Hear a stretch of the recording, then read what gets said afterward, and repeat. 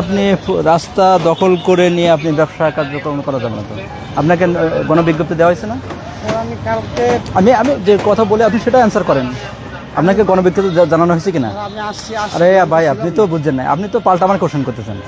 আপনার জিজ্ঞাসা করছে আপনাকে গণবিজ্ঞপ্তি জানানো হয়েছে কিনা, না গণবিজ্ঞপ্তি সম্পর্কে আপনি জানেন কিনা? জানেন কিনা? জি জানি, আমি জানেন। সকালে জানার পরেও আপনি সেই কার্যক্রমটা এখন চলমান রাখছেন। আমি সকালে জানছি। এই জন্য আমরা এনাকে 10,000 টাকা জরিমানা, এবং আপনি এটা 10 মিনিটের মধ্যে সরাবেন, না হলে এই মালামাল জব্দ হবে। 10,000 টাকা জরিমানা। এই মুশফিক কোথায়? ওখানে লিখতেছে। কার্ডটা নিয়ে কার্ডটা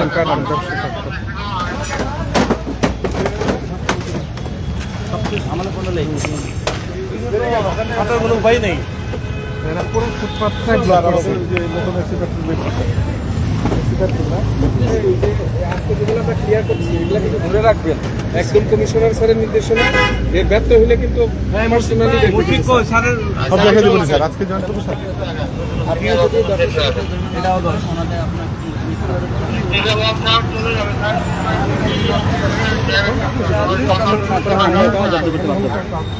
জরিমানার অতিরিক্ত এগুলো জব্দ হবে।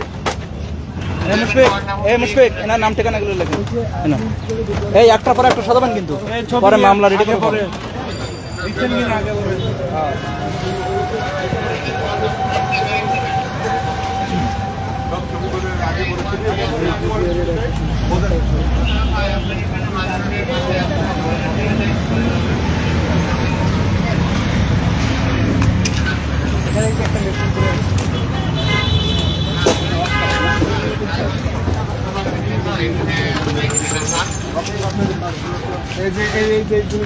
একটা প্রশ্ন ছিল, আমরা দেখলাম বেশ কয়েকটি দোকানদার আপনাদের আসতে দেখে তারা কিন্তু মালামাল লুকিয়ে এবং ভ্যানে করে মালামাল নিয়ে পালিয়ে গেল।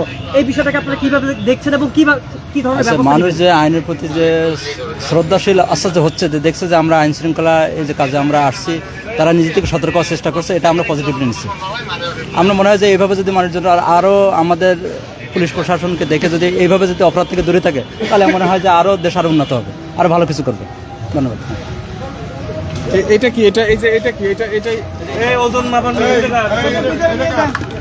এটা কার মালিকটাই চলে নিয়ে গেলাম।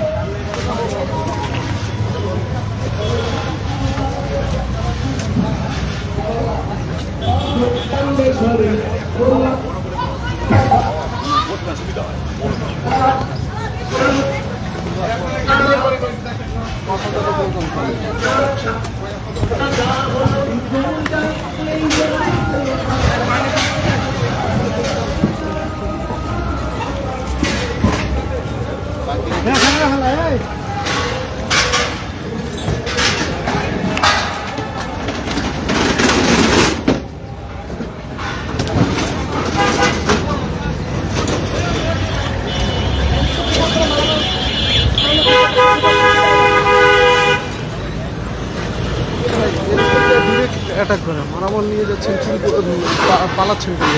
এটা অ্যাটাক করা কিছু